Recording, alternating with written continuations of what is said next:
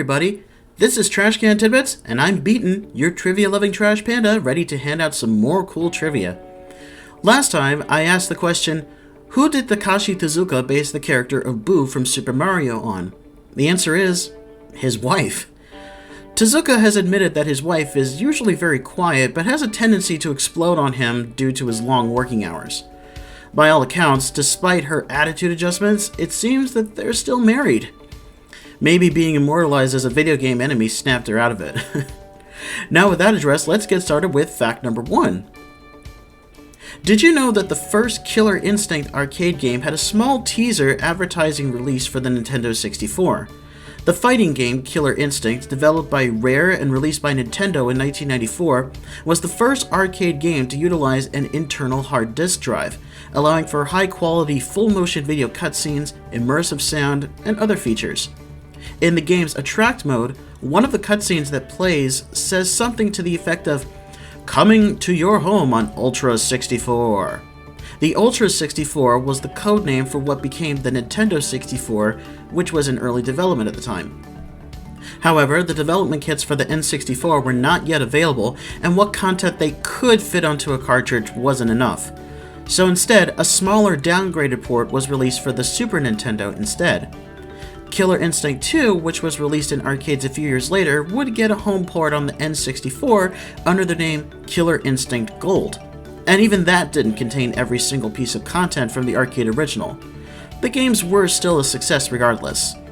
It wouldn't be until the release of the next-gen Killer Instinct for Xbox One that the original arcade versions of the first two games would be available at home for the first time. Fact 2. Did you know that the early 1930s Tarzan films from MGM pretty much owe their existence to a previous jungle movie made by the same studio? In 1931, MGM released the film Trader Horn, an adventure movie about an African explorer. Although the film was plagued with all kinds of accidents due to it being primarily filmed in Africa, the success of the film left the studio with a whole cache of jungle footage including alligators, stampeding rhinos, and other locales. Riding on the success of Trader Horn, it was ideal that the next MGM production to use this footage would be what became the first Tarzan film to star Johnny Weismueller, Tarzan the Ape Man, released in 1932. Production, however, was not done in Africa, but in Los Angeles, with the African footage simply spliced in. Coincidentally, Trader Horn and Tarzan the Ape Man were both directed by W.S. Van Dyke, as well as the primary screenwriter being Cyril Hume, who actually brought Weismueller to the attention of the higher-ups at MGM. Fact 3. Did you know that GoldenEye 007 for the N64 allegedly had another version of the game that was being made for a failed system? By the time the original game began development, there was going to be a simultaneous version of GoldenEye released for the Virtual Boy. It would have consisted entirely of driving missions in an almost arcade style. Screenshots of it were shown in Nintendo Power magazine, but due to the failure of the Virtual Boy, the game was cancelled and focus was shifted back onto the N64. The Virtual Boy was discontinued after only 6 months on the market, and only 22 games were released for it. Fact 4. Did you know that the Bond movie Goldfinger has a very last-minute addition to a pivotal scene near the end of the movie? After Bond's fight with Oddjob at Fort Knox, he has only seconds to figure out how to stop Goldfinger's bomb from destroying the establishment. The tension reaches a crescendo when the CIA swoops in and simply flips an unseen switch that stops the bomb, prompting Bond to ask, "What kept you?" In the movie, the timer humorously stops at 7 seconds, reading as 007007, but the script and the movie's line indicates that there were 3 seconds left. The addition of the timer reading 007 seconds was very last minute in editing, but it was already too late to change the line to say that there was actually 3 seconds left. Fact 5. Did you know that the Nintendo DS is the first video game system to make it to the top of Mount Everest? In 2005, Neil Mueller and Chris Grubb, two climbers from Minnesota, scaled the entirety of Mount Everest with a slew of electronic equipment that either malfunctioned or stopped working entirely. This includes a radio, several MP3 players, and a laptop.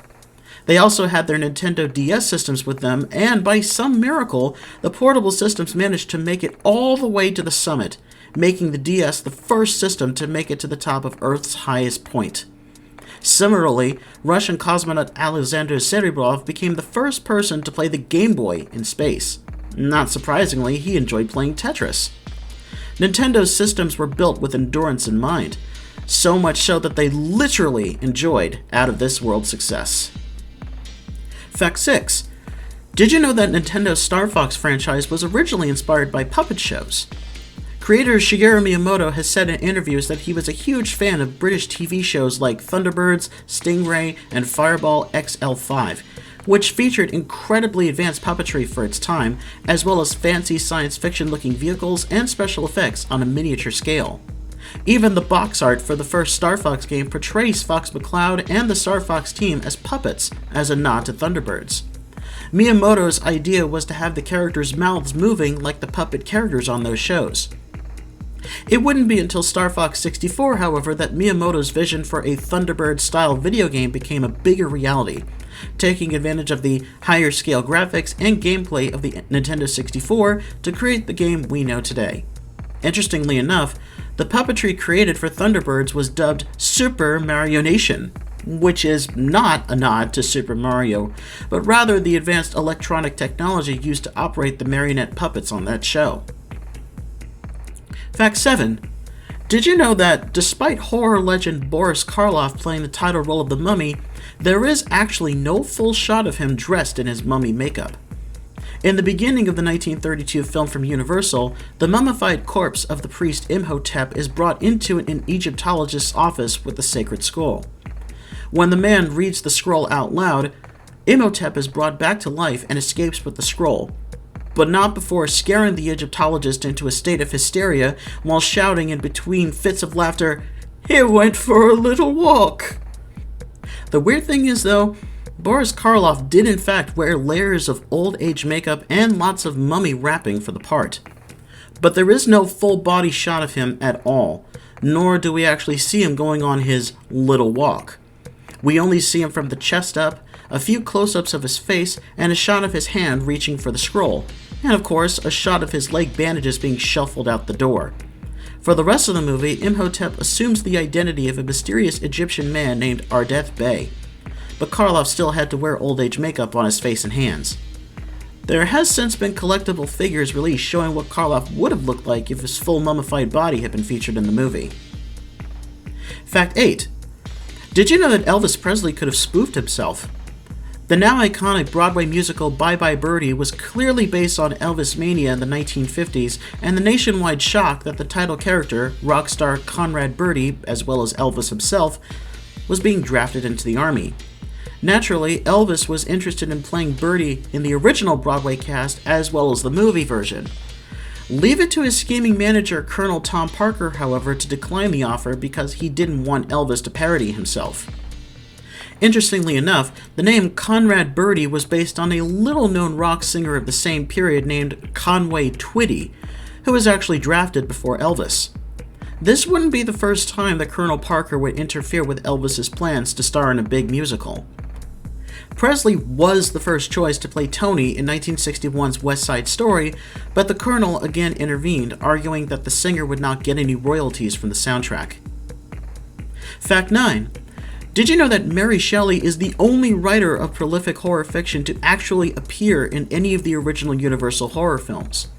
In Bride of Frankenstein, Mary, played by Elsa Lanchester, appears in the film's prologue with her husband, poet Percy Bysshe Shelley, and poet Lord Byron. In real life, in the year 1818, the three were holed up at Byron's castle during a severe rainstorm on Lake Geneva in Switzerland after Mary and Percy eloped. Byron challenged the three to write a ghost story, though Mary was the only one who finished. In the film, Byron praises Mary for writing a tale that sent his blood into icy creeps, and wonders how someone with her sweet demeanor could write something so frightening, and also wonders what happens next. Mary then settles in and proceeds to tell Byron and Percy, and the viewers, the second half of her story. The rest of the movie plays out from there. Lanchester also memorably plays the bride in the film. Fact 10.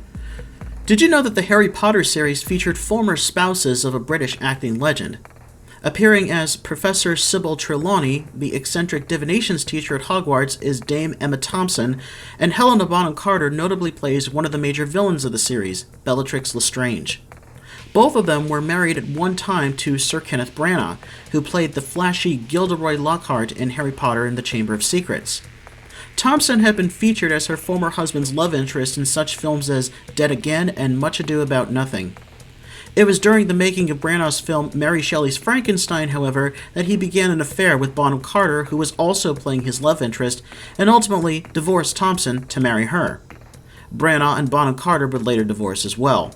As a result, there has been a fierce rivalry between the two actresses ever since. As such, the two agreed to appear in the Harry Potter franchise if they shared no scenes together, which would ultimately be the case, as the two characters never appeared alongside each other in any of the books.